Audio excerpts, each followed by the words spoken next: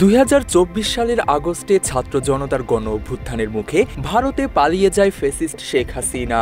এরপর ডক্টর মোহাম্মদ ইউনূসের নেতৃত্বাধীন অন্তর্বর্তী সরকার বেশ কয়েকবার হাসিনাকে ফেরতের বিষয়ে ভারত সরকারের কাছে অনুরোধ জানালেও এখনও আনুষ্ঠানিকভাবে কিছু জানায়নি দেশটি।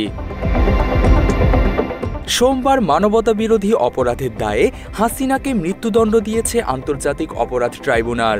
এরপর থেকে হাসিনাকে বাংলাদেশে ফিরিয়ে এনে বিচারের মুখোমুখি করানোর বিষয়টি আবারও নতুন করে আলোচনায় এসেছে।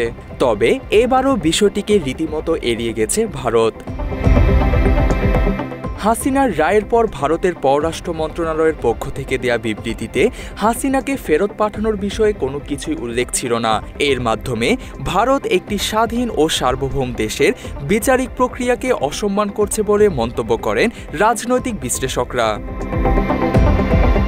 দণ্ডপ্রাপ্ত আসামি হাসিনা কামালকে ফেরাতে ভারত সরকারকে বাংলাদেশ সরকার চিঠি দিতে যাচ্ছে বলে জানিয়েছেন আইন, বিচার ও সংসদ বিষয়ক উপদেষ্টা অধ্যাপক ডক্টর আসিফ নজরুল। আওয়ামী লীগ নেত্রী শেখ হাসিনা এবং সাবেক স্বরাষ্ট্রমন্ত্রী আসাদুজ্জামান কামাল ওনাদের এক্সট্রাডিশনের জন্য আমরা চিঠি দিচ্ছি।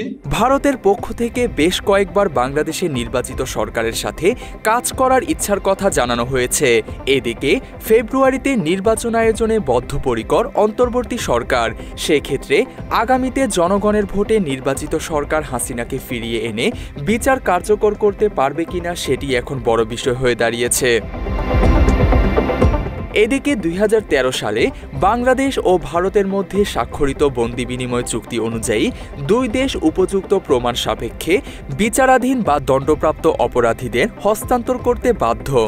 ন্যূনতম 1 বছরের জেল হতে পারে এমন অপরাধ করে থাকলে সেই ব্যক্তিকে প্রত্যর্পণ করার বাধ্যবাধকতা রাখা হয়েছে ওই চুক্তিতে। এছাড়া সেখানে আরও বলা হয়েছে অপরাধে সাহায্য করা ব্যক্তিকেও প্রত্যর্পণ করা যেতে পারে। 2016 সালে প্রত্যর্পণ প্রক্রিয়াকে আরও সহজ করতে চুক্তি সংশোধন করা হয়েছে। সংশোধিত চুক্তিতে বলা হয়েছে কারো নামে গ্রেপ্তারি পরোয়ানা থাকলে তাকে প্রত্যর্পণ করা যাবে। এই ক্ষেত্রে অপরাধের প্রমাণস্বরূপ কোনো তথ্য প্রমাণ দাখিল করতে হবে না। তবে চুক্তিতে আরও উল্লেখ রয়েছে রাজনৈতিকভাবে উদ্দেশ্যপ্রণোদিত মামলায় কোনো অপরাধীকে প্রত্যর্পণে কোনো দেশ বাধ্য থাকবে না। আর সেই সুযোগটি এখন কাজে লাগাতে চাইছে ভারত সরকার। গত বছর জুলাই-আগস্টে ছাত্র জনতার উপর নির্বিচারে গুলি চালিয়ে হত্যার বিষয়টি বিশ্ব দরবারে তুমুল সমালোচনার মুখে ফেলেছে হাসিনা ও তার দল আওয়ামী লীগকে। জাতিসংঘের রিপোর্ট অনুযায়ী সে সময় প্রায় 1,500 মানুষ শহীদ হয়েছেন, আহত হয়েছেন আরও কয়েক হাজার। এমন অকাট্য প্রমাণ থাকা সত্ত্বেও ভারতের পক্ষ থেকে হাসিনাকে আশ্রয় দেওয়ার বিষয়টিকে অত্যন্ত নিন্দনীয় বলে মনে করছেন রাজনৈতিক বিশ্লেষকরা। গত বছর ডিসেম্বরে হাসিনাকে ফেরত চেয়ে বাংলাদেশের পক্ষ থেকে আবেদন করা হলে ভারত জানিয়ে দেয় নির্বাচিত সরকার ছাড়া তারা এই বিষয়ে কোনো আলোচনা করবে না। তবে আগামীতে নির্বাচিত সরকারের পক্ষেও কাজটি খুব একটা সহজ হবে না, কারণ ভারত আইনি মারপ্যাঁচে হাসিনাকে ফেরত দিতে অসম্মতি জানাবে।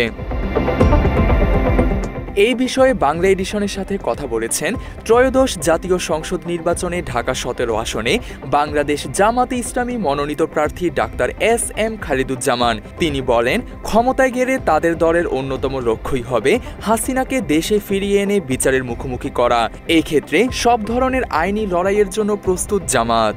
যে কোনো ব্যক্তি আইনের ঊর্ধ্বে নয়, আইনের শাসন প্রতিষ্ঠা করাই হচ্ছে জামাত ইসলামের প্রধান লক্ষ্য। আপনারা খেয়াল করেছেন যে আমাদের কয়েকজন নেতা দেশের বাইরে ছিল তখন, এর মধ্যে অন্যতম যেমন মীর কাসেম আলী ভাই। কিন্তু তখন যখন আমাদের নামে মিথ্যা মামলা দেওয়া হলো, তারপরও তিনি বাইরে থাকেন না, তিনি বাইরে থেকে দেশে এসেছেন এবং আইনি প্রক্রিয়ার সম্পূর্ণরূপে দেশের যে আইন অন্যায়ভাবে সাক্ষী নিয়ে আসলেও এবং আমাদের সাক্ষীকে জেলগেট থেকে শুকরঞ্জন বালি দেখেছেন সেটা তাকে ব্যাক করতে হয়েছে। তারপরও আমরা আইনের যে দেশের প্রতি শ্রদ্ধা রেখে আমরা নিয়মতান্ত্রিক ভাবে আন্দোলন করে গেছি, চেষ্টা করে গেছি।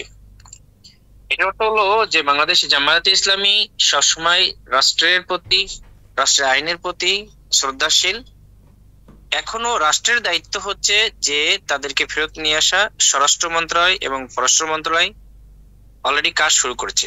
এখন প্রশ্ন হলো যে আমরা যদি ক্ষমতায় যাই, আমরা যদি সরকারে যায়, সরকার যদি জনগণ আমাদেরকে দায়িত্ব দেয়, তাহলে অবশ্যই আমরা রাষ্ট্রের পক্ষ থেকে আমাদের এই 2 মন্ত্রণালয়কে দায়িত্ব থাকবে। এবং 13 সালে এটার পাশাপাশি সরকার আরেকটা নিয়ম করেছে, ইন্টারন্যাশনাল ল আছে যে ইন্টারপোলের মাধ্যমেও তাকে নিয়ে আসা যায়। আমাদের ইন্টারন্যাশনাল কমিউনিটির সঙ্গে আমাদের যেটুকু মানে সুযোগ আছে, যেটুকু যোগ্যতা আছে, যেটুকু ডিপ্লোম্যাসি আছে, আমরা আমাদের সর্বাত্মক ভাবে চেষ্টা করব। কারণ ক্রিমিনালকে তো অবশ্যই দেশের আইনের আওতায় এনে তাকে যদি আমরা মানে তার আইনের শাসন প্রতিষ্ঠা করতে না পারি, তাহলে আবারও তো আরেকজন উৎসাহিত হবে সেই একই পথে হাঁটার জন্য। তিনি আরো বলেন, আগামীতে নির্বাচিত সরকারকে সব আইনি বিধিবিধান মেনে হাসিনাকে ফেরত আনার ব্যবস্থা করতে হবে। প্রয়োজনে আন্তর্জাতিক অপরাধ আদালতও যেতে পারে সরকার। বাংলাদেশের সরকার অবশ্যই যে ওই আদালতে যাওয়া তো যাবে, তারা প্রয়োজনে যাবে, কিন্তু তার আগে একটা স্টেপ বাদ দিয়েই সাধারণত লোয়ার কোর্ট বাদ দিয়ে সাধারণত হাইকোর্টেই মানুষ চলে আসে কম, যেটা নিয়ম।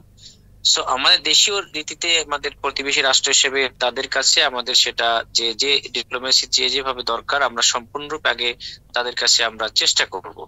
এরপর না হলে ইন্টারন্যাশনাল কমিউনিটির হেল্প নেওয়ার তো অবশ্যই চেষ্টা করতে হবে। এটার ব্যাপারে তো মানে সর্বোচ্চ চেষ্টা যদি করা না হয় এবং দোষী সাব্যস্ত হওয়ার পরেও যদি তারা শাস্তি না পায়, তাহলে তো নতুন করে মানুষ সেটাতে তো উৎসাহিত হবে। এইটার ব্যাপারে আমাদের সবচেয়ে মানে খেয়াল রাখতে হবে। বিষয়টি নিয়ে বাংলা এডিশনের সাথে আরো কথা বলেছেন বিএনপি চেয়ারপারসনের উপদেষ্টা ও ঢাকা মহানগর দক্ষিণ বিএনপির আহ্বায়ক আব্দুস সালাম। তিনি বলেন, ভারত কখনো বাংলাদেশের জনগণের সাথে সম্পর্ক তৈরি করেনি, তারা সম্পর্ক তৈরি করেছে হাসিনা ও আওয়ামী লীগের সাথে।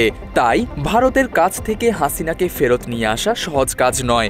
তবে যথাযথ আইনি পদক্ষেপ নিলে হয়তো ভারত হাসিনাকে ফেরত দিতে বাধ্য থাকবে। এখানে তো আনার একটাই সুযোগ, সেটা হলো কূটনৈতিক সম্পর্ক। এটা কূটনৈতিক ভাবে প্রচেষ্টা চালানো, আর আরেকটা হলো জাতিসংঘের মাধ্যমে চেষ্টা করা। সবকিছু নির্ভর করে প্রতিবেশী রাষ্ট্রের সাথে কতটুকু সম্পর্ক কিভাবে বিল্ড আপ করা যায় সেটার উপরে নির্ভর করবে। না, এখানে তো আমরা অবশ্যই যেটা বলতেছি যে কথাটা পরিষ্কার, যে ভারত এই পর্যন্ত বাংলাদেশের মানুষের সাথে সম্পর্ক বিল্ড আপ করার চেয়ে তারা একটা দলের সাথেই তারা সম্পর্কটা কন্টিনিউ করতে বেশি স্বাচ্ছন্দ্য বোধ করেছে। তারা মনে করছে যে তাদের আনুগত্যশীল একটি সরকার যদি বাংলাদেশে থাকে, তাহলে তারা বাংলাদেশের মানে তাদের ইচ্ছা মতো তারা সবকিছু করতে পারবে। যেটা দেখেন আজকে বাণিজ্যের যে ঘাটতি, পাশাপাশি আজকে সীমান্তের যে সমস্যা, পাশাপাশি আজকে যে পানির যে সমস্যা, সবকিছু এগুলো দেখা গেছে যে যদি তাদের বৈরী না ঠিক বাংলাদেশে একটা সরকার, অর্থাৎ বাংলাদেশের মানুষকে যারা ভালোবাসবে, বাংলাদেশের মানুষের পক্ষে যারা কথা বলবে, সেই ধরনের একটি সরকার যদি বাংলাদেশে প্রতিষ্ঠিত হয়, তাহলে ভারত সেটাকে মনে করে যে ভারত বিরোধী সরকার। আসলে ভারত বিরোধী বলতে কিছু নাই, এটা বাংলাদেশের পক্ষের সরকার। কাজেই আমরা মনে করি যে ভারত সেটাকে পছন্দ করে না বলে তাদের নিজস্ব সমস্যার যেটা সৃষ্টি হয়, সেটা একই কারণে। ভারতকেও যদি প্রতিবেশী রাষ্ট্রের সাথে সম্পর্ক বজায় রাখতে হয়, তাহলে জনগণের সাথে সম্পর্ক করতে হবে।